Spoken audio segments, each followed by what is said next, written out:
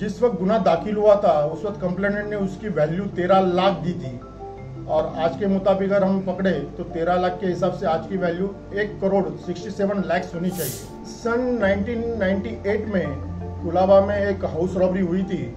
उसमें 4 लोग घर के अंदर घुसे थे और घर में जो एक गुने का फिरियादी है उसके वाइफ और नौकर, इनको रस्सी से बांध के उन्होंने घर का सोना चुरा लिया था। उसके बारे में कुलाबा पुलिस स्टेशन में एफआईआर दर्ज हुई थी। एफआईआर दर्ज होने के बाद कोलाबा पुलिस स्टेशन ने उसकी इन्वेस्टिगेशन करके उसमें 3 आरोपी जो गुने में सहभागी थे और 3 रिसीवर जिन्होंने चोरी का सामान गोल्ड खरीदा था उनको अरेस्ट किया था। ये अरेस्ट करने के बाद उनके ऊपर चार्जशीट फाइल हुई। 2002 में इसका निकाल लगा।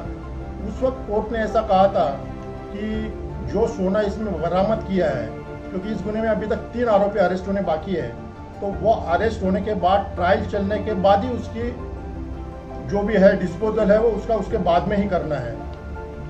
बट लास्ट कुछ दिन पहले हमारे सीपी सर साहब ने कहा था कि जो भी सोना बरामद किया हुआ है वो उस कंप्लेंट को वापस करना है हमें।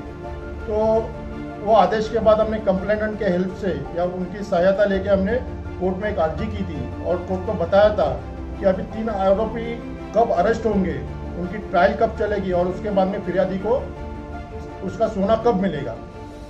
तो 2002 से ये पड़ा हुआ है और कई साल और आगे पड़ा रहेगा। तो कोर्ट ने हमारी जो बात थी उसको मंजूरी दे दी और ऑर्डर दे दिया कि भाई ये कंप्लेनेंट को वापस किया जाए।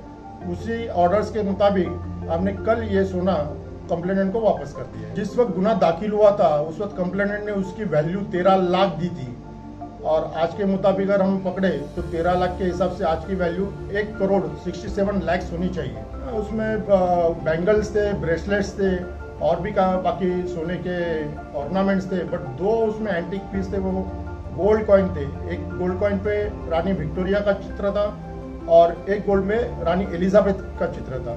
ये 2 पीस एंटीक तरीके के थे।